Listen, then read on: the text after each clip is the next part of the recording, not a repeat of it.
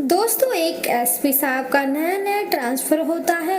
उसके बाद उनको एक ज़िले में जॉइनिंग मिल जाती है। जॉइनिंग लेने के बाद वो सोचते हैं क्यों ना अपने रिश्तेदार से मिल लिया जाए, क्योंकि दोस्तों इसी ज़िले में उनके रिश्तेदार रहा करते थे, जो उनकी पोस्टिंग शहर से 60 किलोमीटर दूर रहते थे। दोस्तों शाम का समय हो रहा था तो एसपी साहब जल्दी जल्दी में कार से अपने रिश्तेदार से मिलने के लिए निकल जाते हैं। धीरे धीरे ऐसे ही सफ़र करते करते उन्हें रात के 10 बज जाते हैं। जब वो रोड पर कार चला रहे होते हैं तो एक सुनसान से इलाके में उनकी गाड़ी खराब हो जाती है। तो वह बहुत कोशिश करते हैं उनको फिर से स्टार्ट करने की, लेकिन गाड़ी स्टार्ट नहीं होती। फिर वो इधर उधर देखते हैं कि शायद कोई आदमी मिल जाए जिससे वो मदद मांग सके। तभी उन्हें एक आदमी दिखाई देता है। वो उसे बुलाते हैं और उससे पूछते हैं कि क्या यहाँ आसपास कोई कार मैकेनिक मिल सकता है। तब वो आदमी उन्हें एक मैकेनिक के पास ले जाता है और अब वो मैकेनिक उन एसपी साहब के साथ आकर गाड़ी को चेक करता है और गाड़ी को चेक करने के बाद एसपी साहब को बताता है कि कार का एक इलेक्ट्रॉनिक शॉर्ट खराब हो चुका है, जो कि मार्केट में ही मिलता है, जो अब सुबह ही मिल नामुमकिन है। अब एसपी साहब कार मैकेनिक को अपनी पहचान बताते हैं, क्योंकि उस समय एसपी साहब ने सादा वर्दी पहन रखी थी। उसके बाद वो कार मैकेनिक को एड्रेस और उनका फ़ोन नंबर लेते हैं और अपनी कार को उनके पास छोड़ देते हैं और कहते हैं कि कार को सुबह मेरा ड्राइवर आकर ले जाएगा। फिर एसपी साहब उस मैकेनिक से कहते हैं कि मुझे कुछ दूर आगे जाना था, तुम मुझे किसी की गाड़ी पर लिफ्ट दिला सकते हो। दोस्तों रात का समय था, दोनों रोड पर खड़े हो जाते हैं। वहाँ कोई गाड़ी आ रही थी। तभी उन्हें एक गाड़ी आती हुई दिखाई देती है। वो उस हाथ का इशारा करते हैं, रुकने को कहते हैं। जब वो गाड़ी नज़दीक आती है तो वो एक क्रूजर गाड़ी थी जिसमें पहले से ही काफ़ी सवारियां भरी हुई थी। तब एसपी साहब ड्राइवर को बोलते हैं कि मैं इस ज़िले का नया एसपी हूँ, मेरी कार खराब हो गई है, अगर तुम मुझे लिफ्ट दे दो तो तुम्हारी बहुत मेहरबानी होगी। जब एसपी साहब बताते हैं कि मुझे थोड़ी आगे ही शहर तक जाना है, तो वो गाड़ी का ड्राइवर भी एसपी साहब से बोलता है कि साहब मुझे भी उसी शहर से निकलते हुए जाना है, आइए आप गाड़ी के अंदर बैठ जाइए। तो अब एसपी साहब को लिफ्ट मिल जाती है। दोस्तों गाड़ी में कुल मिलाकर 10 सवारियां थी और अब एसपी साहब को मिलाकर टोटल 11 सवारियां हो जाती हैं।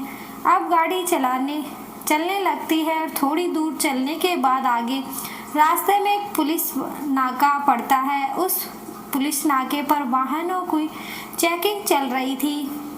अब वहाँ एक हवलदार उनकी सवारियों से भरी गाड़ी को हाथ देता है और रुकने का इशारा करता है, तो ड्राइवर गाड़ी को साइड में लगा देता है। उसके बाद हवलदार ड्राइवर की खिड़की के पास आता है और ड्राइवर से कहता है कि कहाँ जा रहे हो।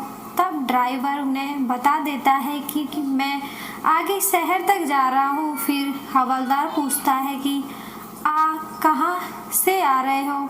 वो ड्राइवर बता देता है कि मैं पिछले शहर से ही आ रहा हूँ। फिर हवलदार कहता है कि गाड़ी तुम्हारी है या तुम ड्राइवर हो। तो ड्राइवर बोलता है कि साहब ये मेरी निजी गाड़ी है और मैं सवारियाँ इधर से उधर पहुँचाकर किराया करके पैसा कमाता हूँ। तो हवलदार कहता है जरा गाड़ी के कागजात चेक कराओ। तो ड्राइवर उनको गाड़ी के कागजात निकाल कर दे देता है। अब हवलदार गाड़ी के कागज चेक करने लगता है। हवलदार कागजात चेक करने के बाद गाड़ी में सवारियां गिनने लगता है, तो टोटल 11 सवारियां थी। तो फिर हवलदार ड्राइवर से कहता है कि तुमने गाड़ी में 11 सवारियां बैठा रखी है, जबकि इसमें तो सिर्फ 10 सवारी ही बैठना अलाउड है। अब दोस्तों 11वीं सवारी तो खुद एसपी साहब थे, तो इसमें ड्राइवर का कोई कसूर नहीं था। उसने तो सिर्फ एसपी साहब का नाम सुनकर ही लिफ्ट दी थी, तो उन्हें मिलाकर 11 सवारियां हो गई थी। अब दोस्तों एसपी साहब भी उतरकर नीचे आ जाते हैं। उन्होंने ड्राइवर से पहले ही बोल दिया था कि किसी से भी मेरी पहचान के बारे में, मेरी सच्चाई के बारे में मत बताना। अब हवलदार उस गाड़ी के ड्राइवर से कहता है कि आओ, तुम्हें मैं अपने साहब के पास लेकर चलता हूँ। उनके साहब कुछ दूर एक ट्रेन सेट के नीचे कुर्सी डाले हुए बैठे थे, तो वे उनके पास जाकर गाड़ी के सभी कागजात साहब के आगे टेबल पर रख देता है और उनसे कहता है कि साहब, गाड़ी में 11 सवारियां हैं, लेकिन गाड़ी का पासिंग सिर्फ 10 सवारी का ही है। इतना सुनने के बाद वहां खड़े एसपी साहब बोल पड़ते हैं कि बड़े साहब, मेरी गाड़ी रास्ते में ख़राब हो गई थी, तो इसलिए मैंने रास्ते में इनसे लिफ्ट मांग ली थी, तो मुझे मिलाकर ही 11 सवारियां हो गई हैं। मैं आपसे विनती करता हूं, आप प्लीज़ इनका चालान मत कीजिए, इन्हें ऐसे ही जाने दीजिए। ये बेचारा बड़ी मेहनत करके पैसा कमाता है। तो अब जो बड़े साहब होते हैं वो गाड़ी के कागजात चेक करने के बाद कहते हैं कि इसका 1500 रुपये का चालान बनेगा, इसका तुरंत 1500 रुपये का चालान काट दो।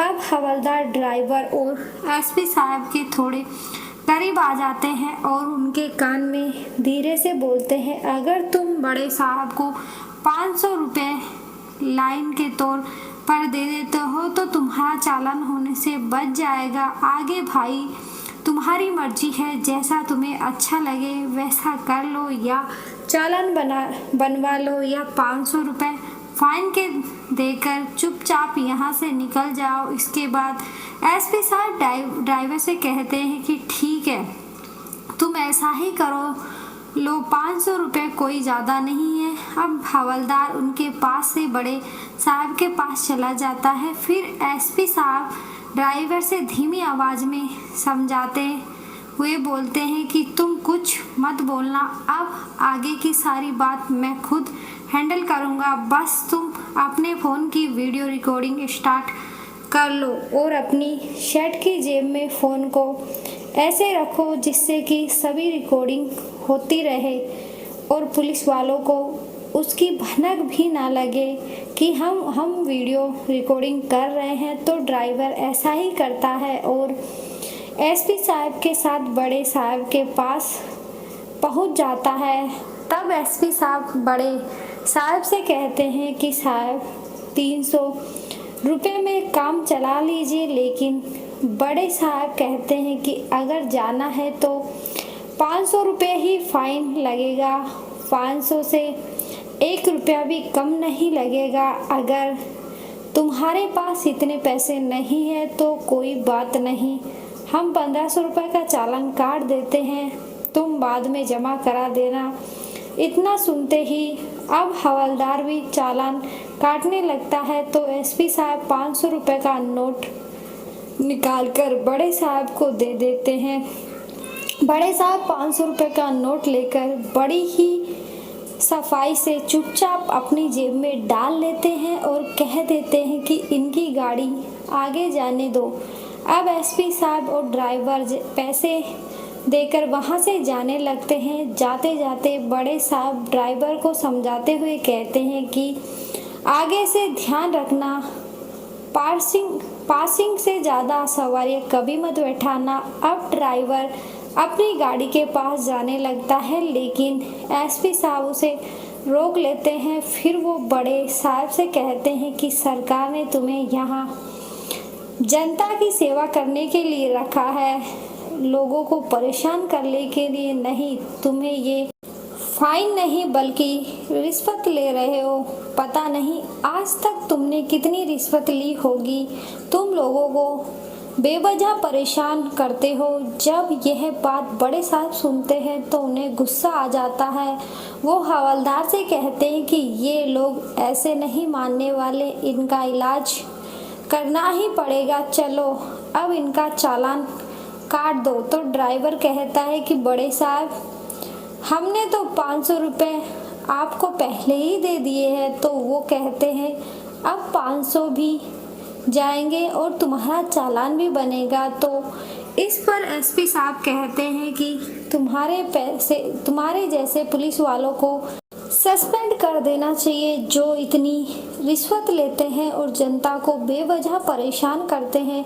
अब ये बात सुनकर बड़े साहब का गुस्सा 7वें आसमान पर पहुंच जाता है और वो खड़े हो जाते हैं और एसपी का कॉलर पकड़ने लगते हैं। तो तभी एसपी साहब अपना आईडेंटिटी कार्ड निकालकर उनकी आंखों के सामने लहराने लगते हैं, जिस कार्ड के ऊपर लिखा हुआ था सुपरिटेंडेंट ऑफ पुलिस और उनकी फोटो भी लगी हुई थी। जैसे ही बड़े साहब ने आइडेंटिटी कार्ड देखते हैं तो एकदम से उनके चेहरे का रंग उड़ जाता है, उनके पैरों तले मानो जमीन ही खिसक गई हो। अब डरते डरते वो एसपी साहब को सैल्यूट मारते हैं। जब बड़े साहब सैल्यूट मार रहे थे तो सभी पुलिस वाले एसपी साहब को सैल्यूट मारने लगते हैं। अब बड़े साहब और सभी पुलिस वालों को पता चल गया था कि यह जिले के नए एसपी साहब आए हैं, इसलिए वो बहुत ज़्यादा डर गए थे कि अब हमारा क्या होगा। अब वो सभी हाथ जोड़कर खड़े हो जाते हैं और रोने गिड़गिड़ाने लगते हैं। एसपी साहब से कहते हैं कि सर हमें माफ़ कर दीजिए, आगे से हम ऐसी कोई गलती नहीं करेंगे। हम अपने बच्चों की कसम उठाते हैं, अगर आगे से हम रिश्वत ले तो। दोस्तों टाइम काफ़ी हो चुका था। क्रूजर की सभी सवारियां भी वहां आ गई थी और सभी लोग ये तमाशा देख रहे थे। तभी उन सवारियों में से एक सवारी बोलती है कि साहब इन्होंने बहुत लूट मचा रखी है, यह गरीबों को बहुत ज़्यादा परेशान करते हैं। ये लोग किसी को भी खाली नहीं जाने देते, हर एक से ये रिश्वत लेते हैं, चाहे कागज पूरे हो तब भी ये लोग रिश्वत ही मांगते हैं। कागजों में कोई ना कोई कमी निकाल देते हैं और फाइन का नाम लेकर बस इनको तो पैसे चाहिए होते हैं। तब एसपी कहते हैं कि सुन लो अपने कानों के पर्दे खोलकर, कैसे तुमसे ये आम जनता दुखी है। अब ड्राइवर भी बोल पड़ता है कि तुम्हारे यूनियन के ड्राइवर बता रहे हैं कि इन्होंने उनके भी बेवजह रिश्वत ली है। ये हर बार उनको रोकते हैं और कुछ ना कुछ पैसे उनसे ले लेते हैं। वो भी इन लोगों से बहुत ज़्यादा परेशान है। सर आप इनको माफ़ मत करना, इनको ऐसे ही मत छोड़ना, इन्होंने लोगों को बहुत ज़्यादा परेशान किया है। जब लोग इतना बोलने लगते हैं तो एसपी साहब कहते हैं कि अब बताओ मैं तुम्हें कैसे छोड़ दूँ, तुमसे लोग बहुत ज़्यादा परेशान हैं, तुम्हें लोगों की सेवा करने के लिए रखा गया है और तुम लोगों को लूट रहे हो। तब एसपी साहब उन पर एक्शन लेते हुए उन सभी को सस्पेंड कर देते हैं और अपने बड़े अधिकारियों को सूचित कर देते हैं और वहां पर नया स्टाफ तैनात करने के लिए बोलते हैं। इसके बाद वो फिर क्रूजर वाले के साथ अपने रिश्तेदारी में चले जाते हैं और सुबह अपने ड्राइवर को अपनी गाड़ी लेने के लिए भेज देते हैं और खुद जिला मुख्यालय में आ जाते हैं। अब वहां से अपनी सरकारी लाल बत्ती वाली गाड़ी में बैठकर उसी क्रूजर ड्राइवर के पास जाते हैं, उनकी यूनियन से मिलते हैं और वहां ड्राइवर का बहुत धन्यवाद करते हैं कि तुमने रिश्वतखोर पुलिस वालों को पकड़वाने में मेरी बहुत सहायता की है और साथ ही मैं धन्यवाद करता हूं कि तुमने मुझे ज़रूरत के समय लिफ्ट दी। अब वो सभी ड्राइवर से कहते हैं कि अगर तुम्हें कभी भी मेरी ज़रूरत पड़े तो मुझे बताना, कोई भी नाके वाला कोई भी पुलिस वाला तुमसे रिश्वत मांगे तो मुझे कॉल ज़रूर करना। इसके बाद वो उनको अपना नंबर देते हुए नसीहत भी करते हैं कि आप लोग भी पूरी एहतियात से गाड़ी का परमिट करवाकर ही गाड़ी को रोड पर चलाया करो। अब इसके बाद उन ड्राइवरों को जब भी ज़रूरत पड़ती थी वो एसपी साहब को फ़ोन कर देते। एसपी साहब तुरंत कार्रवाई करते। अगर वो खुद नहीं जा पाते तो वो अपने स्टाफ में से किसी को भेज देते थे। एसपी साहब ने वो वीडियो रिकॉर्डिंग ड्राइवर से ले ली थी।